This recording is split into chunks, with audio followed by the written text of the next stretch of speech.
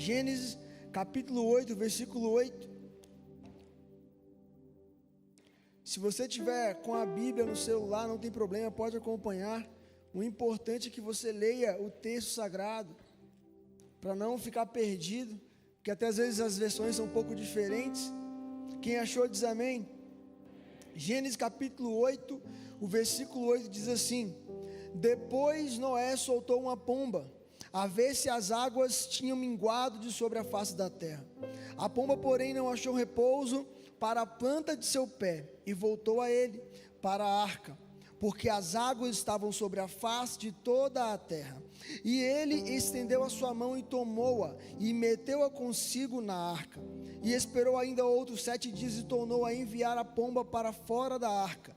E a pomba voltou a ele sobre a tarde. E eis arrancada uma folha de oliveira no seu bico, e conheceu Noé que as águas tinham minguado sobre a terra. Versículo 12: então esperou ainda outros 7 dias, e enviou fora a pomba, mas não tornou mais a ele. Feche seus olhos. Pai, obrigado, Deus, por essa noite. Obrigado, Deus, por mais essa oportunidade de estar cultuando ao Senhor. Deus, que não venha ser, Deus, apenas a última terça profética, mas que venha, Deus, ser um caminhar a partir de hoje, de uma vida no sobrenatural com o Senhor. Ó Pai, que nessa noite, Deus, o Senhor possa falar aos nossos corações. Glorifica, Deus, o Teu nome, ainda mais, assim como o Senhor já tem glorificado. Fala conosco, Deus, que o Teu nome possa ser honrado nessa noite. Amém. Pode se assentar. Gostaria que você ficasse com sua Bíblia aberta, para a gente poder passear pela palavra de Deus hoje. Livro do Gênesis é o livro que conta o início de todas as coisas. A Bíblia diz, no capítulo 1, do versículo 1, que no princípio criou Deus os céus e a terra. E nós conhecemos toda a criação, que Deus criou todas as coisas. E Deus criou o ser humano. E ali o ser humano habitou no Éden, mas pecou contra Deus e foi afastado do Éden por causa do pecado. E não apenas por causa do pecado, Deus olhou para o homem e disse: se o homem continuar no Éden, ele vai comer da árvore da vida. E para guardar o homem de ser um ser eterno em pecado, igual Satanás foi, Deus expulsa o homem do jardim, não como punição, mas por amor, para que o homem não venha ficar vivendo em pecado, mas lá na frente, em Jesus, ele pudesse ser reconciliado. E assim, a Bíblia vai contando sobre a criação, sobre como o homem foi crescendo. E a Bíblia vai dizer que o homem, ele começa a se multiplicar, de tal forma que a Bíblia fala que a iniquidade era tão grande, que Deus se arrependeu de ter criado o homem.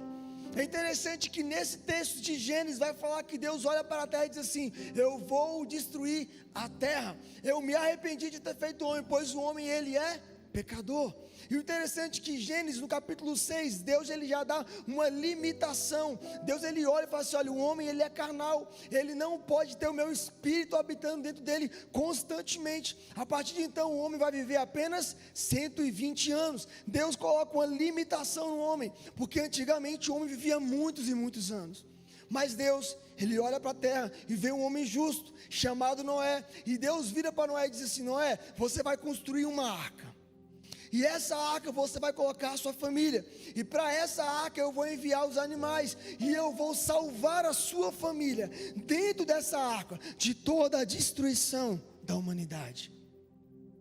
O interessante é que Deus, ele sempre trabalhou, ele sempre falou com simbolismos. Tudo que Deus fala é simbolismo de algo que acontece na eternidade. Tudo que Deus diz na palavra dele é simbolismo de algo que vai acontecer na eternidade. E o interessante é que vem o dilúvio. A iniquidade estava tão grande que vem o dilúvio e tudo é destruído, mas a família de Noé está dentro da arca. Eu estava vendo uma reportagem essa semana, e a reportagem dizendo, os sociólogos, os mais estudiosos, dizendo que depois, o pós-pandemia, será pior do que foi há 20, 30 anos atrás. A iniquidade vai ser pior, muito pior, o desejo pelo sexo, vai ser muito pior o desejo pela violência, vai ser muito pior as farras que existiam antes, será muito pior, porque o homem ficou reprimido dentro de casa, e depois que eles saírem, e ter vacina, e tudo mais, e viver sem máscara, as pessoas vão querer botar para fora tudo aquilo que elas não fizeram. É isso que estão dizendo por aí, é isso que os estudos estão dizendo por aí. E deixa eu te dizer uma coisa, por mais que o mundo esteja vivendo, querendo viver um caos, querendo viver em pecado, Deus tem uma arca para a sua igreja. Deus tem um lugar reservado para nós. Deus tem um lugar de segurança para mim e para a sua família. Noé está dentro da arca com a sua família, e passam-se dias e dias e dias. Se você ler o capítulo 7, a Bíblia vai dizer assim: e Deus lembrou-se de Noé. E quando Deus se lembra de Noé, Deus faz isso aqui, ó, Deus fecha a face do abismo, e a água começa a entrar para debaixo da terra. E sabe o que acontece? Noé percebe no chacoalhar da arca, e a arca começa a chacoalhar porque começa a bater algumas pedras, começa a bater algumas montanhas, e ele fica assim: eu vou fazer uma coisa. Na arca não tinha leme, Noé não podia guiar a arca, porque Deus guiava a arca. A arca tinha uma coisa, uma janela que estava em cima, e uma porta que a Bíblia diz que Deus fechou de fora para dentro. Só Deus tinha o poder de abrir a arca. Noé abre a janela, e ele lança um corvo, mas o corvo volta. E agora vem o texto que eu li para vocês. Ele pega uma pomba, a mesma pomba, e solta ela, diga comigo, 3 vezes. Diga comigo, 3 vezes. Ele solta a mesma pomba 3 vezes. A primeira pomba, ela sai, ela procura, ela voa ao redor da arca, ela voa por montanhas, ela voa por vários lugares, mas ela não encontra onde pousar e volta novamente para dentro da arca. Lembrando que eu te disse, Deus trabalha com simbolismos. Tudo aquilo que Deus manda o homem fazer é porque nos céus já existia. Eu vou te explicar quem é a primeira pomba. A primeira pomba veio ao mundo em glória. Era tanta glória que o mundo, que os montes, as montanhas entravam em chamas. Era terremoto. A Bíblia diz em Êxodo que quando Deus desceu sobre a montanha, o povo olhou e falou assim para Moisés: Moisés, sobe você, porque Deus vai nos matar. O povo ouviu uma buzina muito alta tocando, porque não era qualquer um que estava vindo, era o próprio Rei dos Reis e Senhor dos Senhores.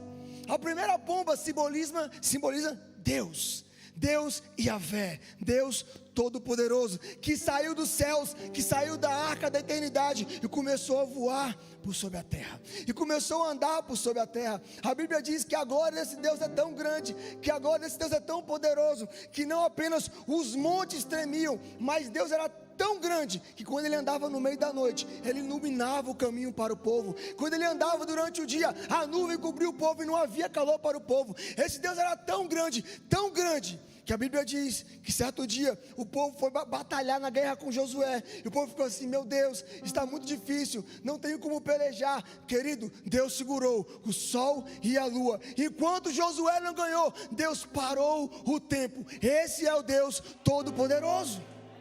Aplauda o Senhor, querido, aplauda o Senhor. A primeira pomba voando por sobre a terra, e ela não achou aonde pousar. A primeira pomba é tão interessante que, se nós formos olhar para o Antigo Testamento, fala sobre isso.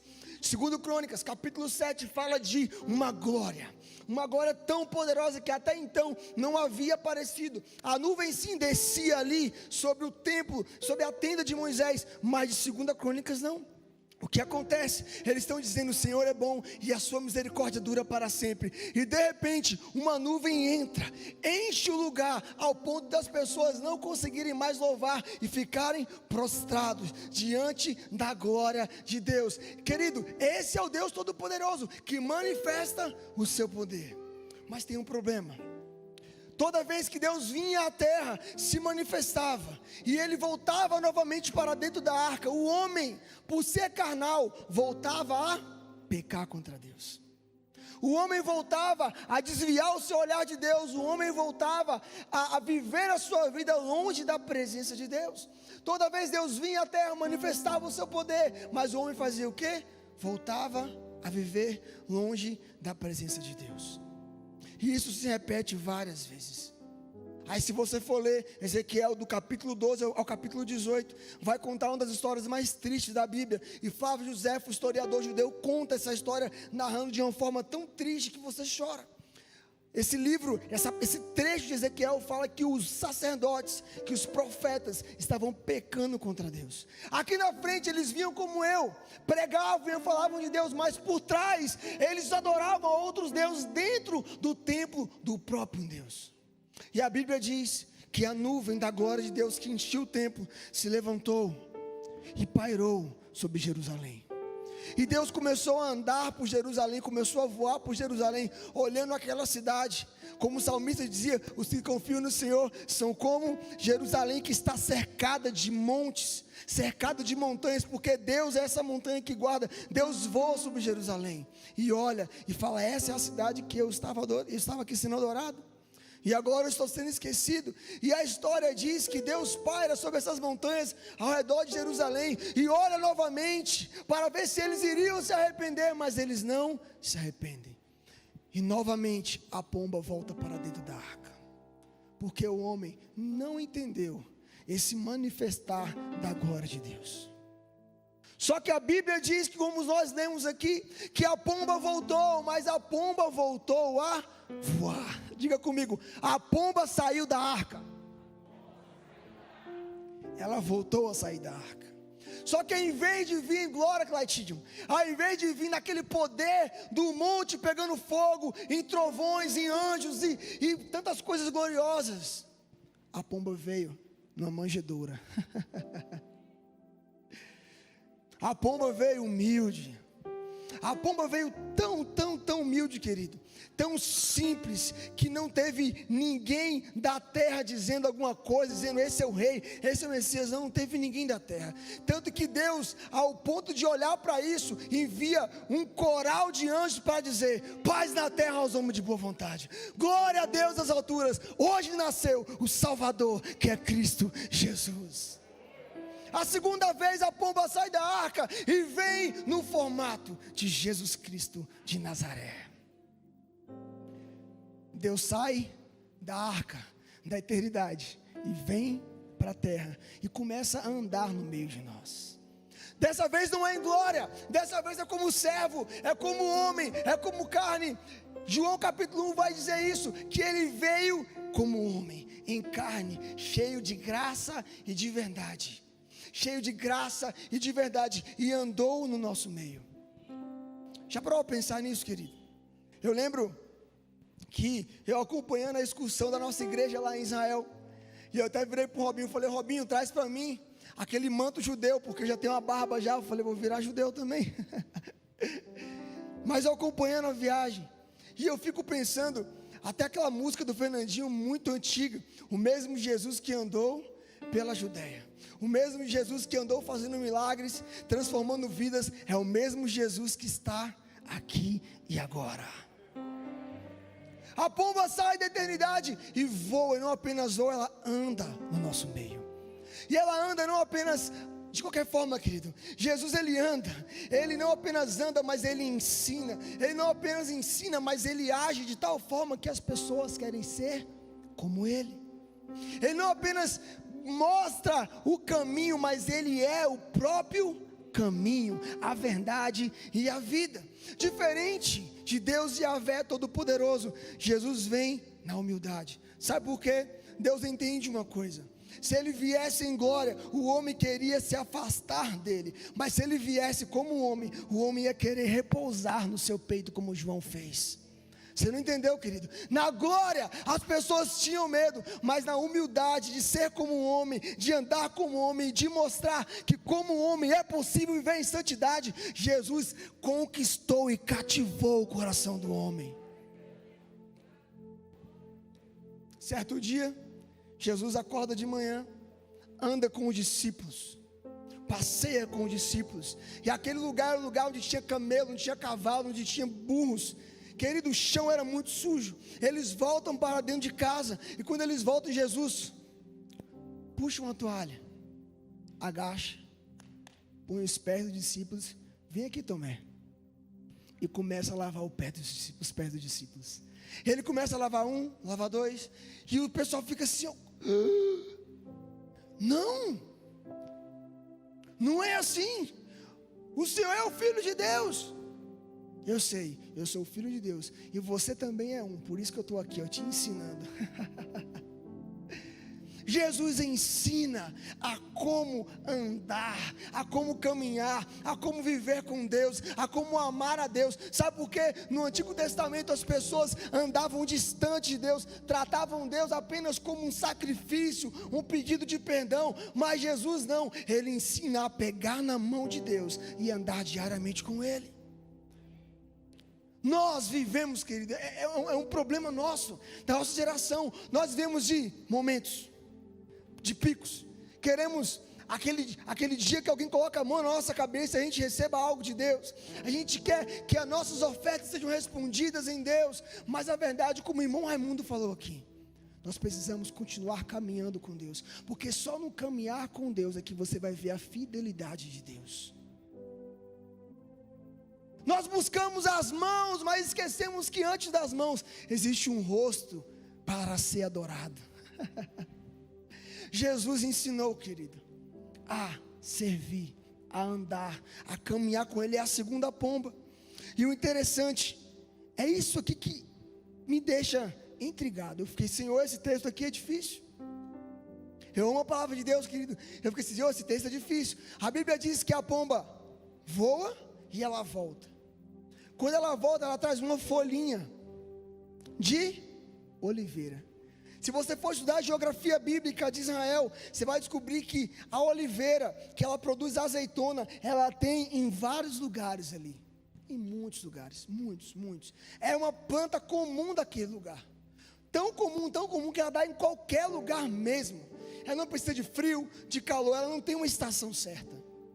A pomba vai, pega a folha e volta. Era uma sexta-feira à noite. Jesus chama os discípulos. Vamos ali. Mateus capítulo 26, verso 36. E ele acaba de louvar. No verso 36, ele vai até o Monte das Oliveiras. E ele chega no Monte das Oliveiras. A pomba saiu da arca da eternidade e veio até a terra, andou entre nós, cheio de graça e de verdade, e foi até o Monte das Oliveiras. No Monte das Oliveiras existia um lugar chamado Jardim do Getsemane, que a tradução do hebraico, do grego, quer dizer lugar da prensa, lugar de ser esmagado. Jesus se ajoelha, chama os seus amigos mais próximos, Pedro, Tiago, João, e fala assim: eu estou angustiado, orem comigo. Se afasta e começa a orar. E na sua oração nós conhecemos ele, sua sangue. Ele diz: Pai, se possível, aparta-te de mim esse cálice. Ele sofre a pressão do Getsemane. Ele vai para a cruz, e lá na cruz zombam dele, riam dele, se revoltam com aquilo que está escrito acima da sua cabeça. Este é Jesus, o Rei dos Judeus. Você talvez nunca entendeu isso. Sabe por que os sacerdotes, os fariseus se irritaram com aquilo? Aquilo que Pilatos escreveu era uma profecia, era algo que nem Pilatos sabia o que estava fazendo. Se você pegasse a tradução, as iniciais de cada palavra, estava dizendo assim, ó: este é Jesus, Yahvé, Deus Todo-Poderoso. A pomba saiu da arca e não achou onde pousar. A segunda vez ela saiu e foi para o Monte das Oliveiras, morrer por mim e por você. Morrer por mim e por você. Naquele lugar, Jesus, ele paga o preço. Ele morre por mim, morre por você. E mais importante que a sua morte é a sua ressurreição. Você não entende a ressurreição, que eu vou te explicar agora. 3 dias e 3 noites, Jesus morto, o Espírito nas mãos do Pai. Aí o Pai pega o Espírito de Jesus e fala: vai, filho. E você acha que Jesus veio à terra já ressuscitar? Sim ou não? Não, o salmista diz que ele pegou o cativeiro e ele levou o cativeiro. Você não entende isso? Vou te explicar. Jesus, ele desce nas profundezas do inferno.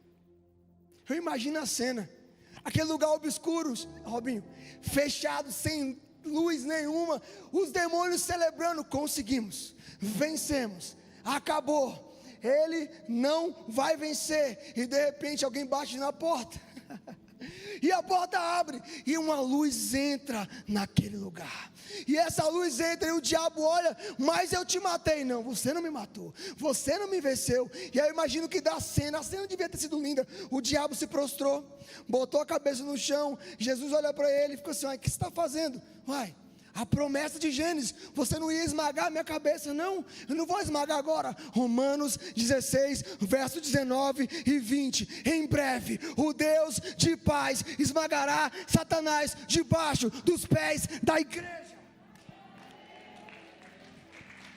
Ele venceu a morte, ele venceu o inferno, ele quebrou o aguilhão da morte, para que eu e você pudéssemos um dia entrar na arca com ele. Entrar na arca com ele. Jesus ressuscita, e quando ele ressuscita, ele pega o cativeiro, que significa que é o seio de Abraão. Imagine, querido, Jesus entrando lá onde estava todo mundo, o pessoal olhando: é ele? É Jeremias, é ele é o oleiro que você viu na visão.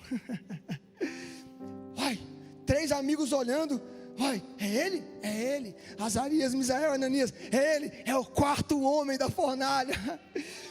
Ei, Isaías, é ele que você viu assentado no alto sublime trono, é ele que os serafins, querubins adoram, dizendo: santo, santo, santo é o Senhor dos exércitos, e toda a terra está cheia da sua glória. Ele vence a morte, pega aqueles que morreram e leva aos céus. E os céus é inaugurado, querido. A pomba volta e ela leva algo para dentro da arca, uma folha de oliveira. O Pai, Deus Yahvé, voltou e não trouxe nada, porque o homem não entendeu como se conectar com Deus. Mas Jesus, através da sua cruz, abriu um caminho para que eu e você, naquele grande dia, pudéssemos entrar também na arca junto com Ele. Aplauda ao Senhor, querido, por isso. Você vai para a eternidade te aguarda.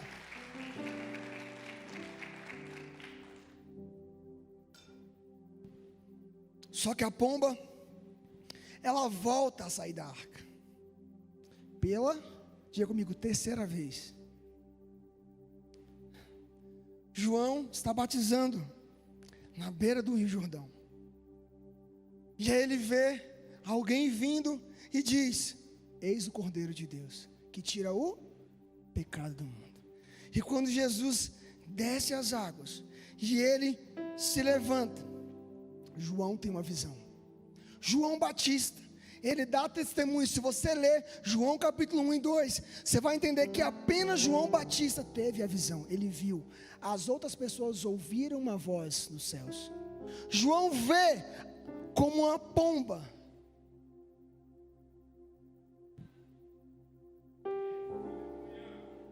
Pela primeira vez, Deus Yahvé vem à terra e o homem não consegue se conectar com Deus. Pela segunda vez, Jesus vem à terra e se conecta com o homem e volta para a eternidade. Pela 3ª vez, o Espírito de Deus está na terra, procurando em quem pousar e quem habitar, querido. Ele pousa sobre Jesus, ele anda com Jesus todos os dias.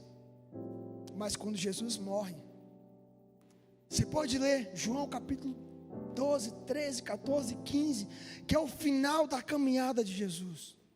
Está todo mundo aflito, todo mundo desesperado, percebendo que algo iria acontecer, não entendendo as escrituras. Quando Jesus disse: eu derrubarei esse templo e reconstruirei em 3 dias, eles não entenderam. Eu darei a vocês o sinal de Jonas, eles não entenderam. Mas eles perceberam a aflição do coração do mestre, ao ponto de Jesus, em João capítulo 14, começar dizendo: não se turbe o vosso coração, crede em Deus e crede também em mim. na casa de meu pai há muitas moradas. Se não fosse assim, eu não vos teria dito: eu vou preparar lugar, e para onde eu estiver, eu voltarei e os levarei para mim mesmo. Eles estavam desesperados. Jesus viu e ele dá uma palavra para os discípulos, mas os discípulos ainda assim não ficaram confortados. Aí, querido, abra sua Bíblia comigo, João capítulo 14. Eu tenho que ler esse versículo. João capítulo 14. Está todo mundo desesperado, todo mundo aflito. Jesus começa dizendo: não se turbe o vosso coração. Mas ele diz agora, verso 15: se me amardes, guardareis os meus mandamentos, e eu rogarei ao Pai, e ele vos dará outro Consolador. A pomba veio, andou e voltou para a eternidade. Pela segunda vez, Jesus está dizendo: eu vou para o meu Pai, mas eu vou abrir um caminho para vocês. E fica tranquilo, vocês não vão ficar órfãos. Eu vou enviar o Consolador. O Consolador. Eu era adolescente, eu tinha 16 anos de idade, e eu ganhei de presente um livro. E eu li esse livro, acho que em 5 dias. Era um livro dessa grossura, amarelo, de um pastor muito conhecido. Quando ele levantava a mão assim, muitas pessoas caíam cheias do Espírito Santo. Cabelinho branco, roupa branca, Benny Hinn. Quem lembra do Benny Hinn? Homão usado por Deus. Nesse livro, o último capítulo desse livro, eu lembro exatamente o que diz. O último parágrafo, a última estrofe desse livro, é o que eu faço todos os dias de manhã. Ele fala assim: ao raiar do dia, o sol vai estar nascendo, os pássaros vão estar cantando. Você estará deitado, saindo do sono profundo, abrindo os olhos, talvez descabelado, com um hálito não tão agradável, com a cara amassada. Mas na beira da sua cama vai ter alguém esperando você dizer: bom dia, Espírito Santo. Você não está só. Ele não te deixou órfão. Existe alguém chamado Espírito Santo que quer caminhar com você todos os dias. Esse Espírito Santo, assim como o Pai em glória, assim como Jesus em glória, ele tem algumas características. E eu quero me pegar a Isaías 11, que fala sobre os 7 Espíritos de Deus. Quando eu li esse texto, eu falei: Deus, 7 Espíritos? Não estou entendendo muito bem. Na verdade, é o Espírito Santo na sua totalidade. Ele é o Espírito do Senhor. E quando fala Espírito do Senhor, é porque é o Espírito de Deus Todo-Poderoso. Sabe, o mesmo Deus que atua em glória lá no Antigo Testamento, é o mesmo Deus que pode atuar em glória em teu favor atualmente, querido. Elton, mas os milagres cessaram. Aquelas maravilhas, não cessaram, querido. O mesmo Deus que abriu o mar, que abriu o Jordão, que fez chover pão, que fez azeite brotar, farinha brotar, é o mesmo Deus, querido, que continua agindo atualmente. Ele é o Espírito do Senhor. Isaías 11, ele é o Espírito de conselho. Pare de buscar conselho com quem não tem nada para te oferecer. Pare de buscar conselho com quem não tem nada para te oferecer. Crente vendo horóscopo, irmão, é verdade isso? É sério isso? Cristão conversando e pedindo conselho para quem não tem luz, não tem sal para te salgar, que na verdade ouve os seus problemas e tem inveja de você, da sua vida. Ele é o Espírito de conselho. Eu tinha 17 anos de idade. 17 anos de idade quando eu comecei a fazer o seminário de teologia da Igreja de Deus. Eu lembro até hoje. Eu fui fazer publicidade. Deus disse: não, faça teologia. Meu pai virou assim, meu Deus, ele vai ser desempregado, vai morar o resto da vida na minha casa. Meu pai falou isso para mim. E eu falei, não pai, fica tranquilo. Estudei, fiz o seminário. No último mês do seminário, eu queria fazer faculdade de publicidade. Deus abriu uma porta tão grande, querido, tão grande, não tem como explicar. Ao ponto de eu ganhar o meu salário para pagar minha faculdade, para dar meu dízimo, e ainda sobrava dinheiro para eu ir na bomba, comer uma bomba com meus amigos. Ô glória, querido. Provisão. Deus te dá aquilo que você precisa, não aquilo que é para você esbanjar. Porque aquilo que você esbanja não agrada a Deus, não adora a Deus, mas aquilo que você tem, que é suficiente, e aquilo que sobra você oferta, é outra coisa. Escute, formei na faculdade, e eu fui casar. Todo mundo, você é doido, você é novo demais, você não precisa casar agora. Eu falei, não, eu vou casar. Casei, e casei desempregado, irmão. Porque eu perdi meu emprego no último mês antes do meu casamento. A minha esposa olhou para mim e falou assim, e agora? Eu falei, e agora? Tranquilo. Deus falou, siga. E a gente seguiu o conselho do Espírito Santo. Dia 17 de janeiro, a gente completou 6 anos de casado. Ele te aconselha, querida. Mas ele precisa ouvir a sua voz. Ele é espírito de fortaleza. Sabe o que é espírito de fortaleza? Josué está com medo. Ele está temeroso. Ele está ali, se eu fosse já forte e corajoso. Está temeroso. Sabe o que acontece? O príncipe dos exércitos do Senhor, que é o próprio Senhor, aparece para Josué. E sabe o que acontece, querido? Ele está com a espada nua. É isso que o texto diz. A espada está, diga comigo, nua. Quando um príncipe tira uma espada nua, é só para uma coisa, é para condecorar alguém. Ele pega a espada e faz isso aqui, ó. Não é assim? É assim que ele faz. Josué se prostra. Deus olha para ele e fala assim, ó, ser forte e corajoso.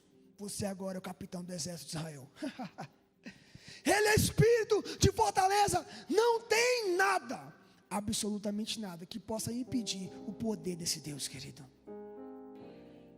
Eu vi um testemunho essa semana, e a mulher falou, eu orei pelo meu marido, e lá no hospital, ele entubado, ele teve um sonho, que Deus aparecia para ele, e soprava nas suas bocas, e ele voltou a respirar.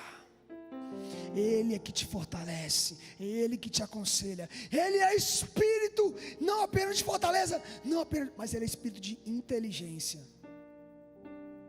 Tem muita gente que não está prosperando porque precisa de inteligência.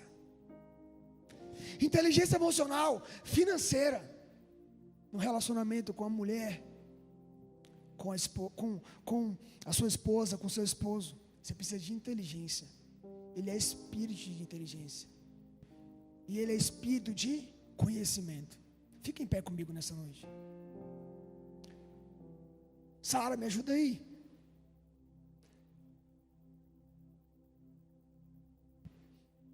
Glória a Deus.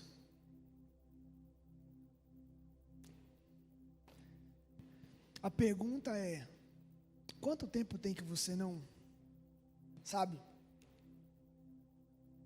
Eu estava me lembrando de tantas coisas que eu vivi aqui nessa igreja. De retiros e retiros, pastor Sato. Mas assim, foi bem uns 45 retiros, irmãos. Desde 2007, 2008, 2009, indo.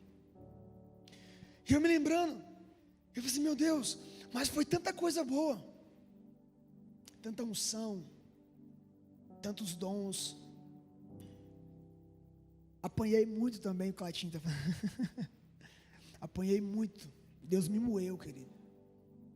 Mas a gente chega num momento que a gente para de buscar essa presença. Porque a gente se acostuma, já percebeu que a gente se acostuma? A gente se acostuma a vir para a igreja. A gente se acostuma a participar do culto.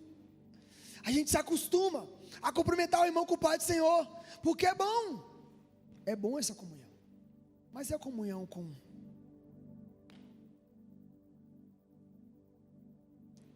Tem muita gente aqui que não tem mais desejo de estar na presença de Deus, querido.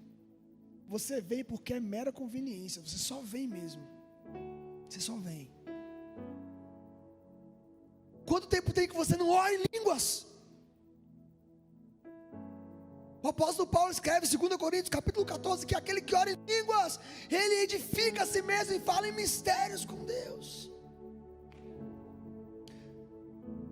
Quanto tempo tem que você que era profeta, Deus te dava visões e revelações, e era tanta autoridade que Deus colocava sobre as suas mãos, quando você colocava a mão sobre a cabeça de alguém, essa pessoa sentia o Espírito Santo. Quanto tempo tem que você não tem mais desejo por essa palavra? Você abre, você lê e você fica assim, nem vem uma revelação, algo novo não vem. Por quê? Porque é apenas conveniência. Pela terceira vez a pomba saiu da arca, ela está voando por sobre a terra. João capítulo 4 verso 23 e 24, ele está à procura de verdadeiros adoradores. 2 Coríntios capítulo 5 verso 5, ele, o Espírito do Senhor, nos foi outorgado como penhor. Sabe o que é penhor? Garantia. Quem tem o Espírito de Deus tem uma garantia, tem um selo. Quando o diabo olha para você e ele não te toca, é por um motivo, é que em você tem um selo, é o Espírito Santo. Talvez a chama do Espírito está bem assim, ó, pequenininho, pequenininha. O diabo está de longe, apaga, apaga.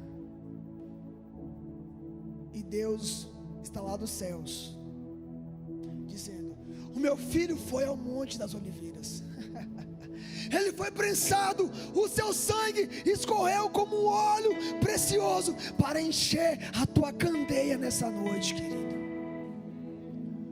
O noivo está vindo. E o amigo do noivo que avisa está aqui te dizendo, como amigo do noivo eu te digo: o noivo está vindo, querido.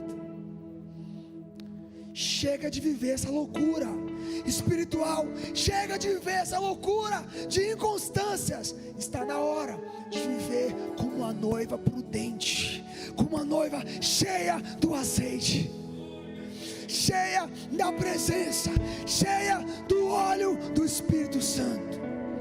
Feche os seus olhos nessa noite.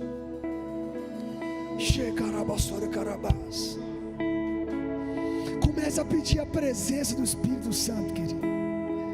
Eu sei, você está longe, você está distante, mas nessa noite, a chama pequena que está aí, Deus vem com um óleo fresco sobre você, dizendo: vem. Deixa Ele reacender, querido. Eu sei, você sente vontade de orar em línguas, mas por causa dos pecados que você cometeu, você se sente afastado de Deus. Nessa noite o sangue te limpa e diz: há algo novo, há algo novo. Sinta liberdade para orar em línguas na presença de Deus. Sinta liberdade de fluir nos dons do Espírito. Sinta liberdade. Oh Deus, nos encha nessa noite, nos encha nessa noite, nos encha nessa noite. Peça isso, um renovo, um renovo, um renovo, um sobrenatural. Que a glória de Deus te encha do sobrenatural. Seja renovado, que o Espírito de Deus te encha com novo, com fome e sede pela sua presença, em nome de Jesus, Deus.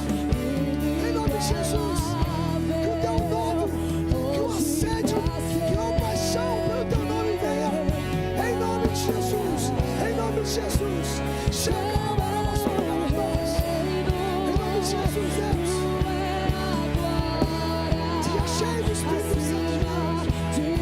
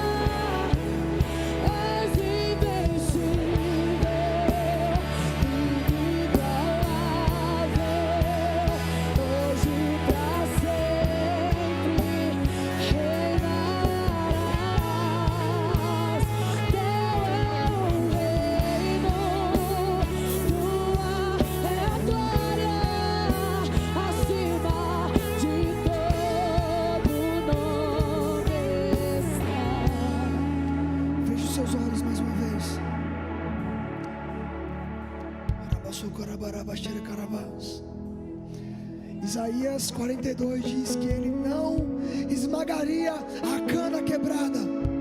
Ele não esmagaria a cana quebrada. Ele não apagaria o pavio que estava preso, aquela fumaça pequena ali. Há um renovo para você nessa noite. Há algo novo de Deus para você nessa noite. Existe um rio querendo fluir dentro de você. E esse rio é um rio de águas vivas. Sinta a presença do Espírito Santo. Eu declaro isso agora no mundo espiritual. Sinta a presença do Espírito Santo de Deus. Deus, lance fora esse peso, lance fora a acusação, que o inimigo não tenha lugar na mente dos seus filhos, mas que o Senhor renove-nos, ó Deus. Renove-nos. A liberdade de Deus aqui, a liberdade de Deus aqui, a liberdade de Deus aqui. Que a liberdade do Senhor te tome agora. Você é livre, você é livre. Fale em línguas, seja batizado com o Espírito Santo, seja cheio do Espírito Santo de Deus, em nome de Jesus. Flua no Espírito Santo, em nome de Jesus. Eu quero viver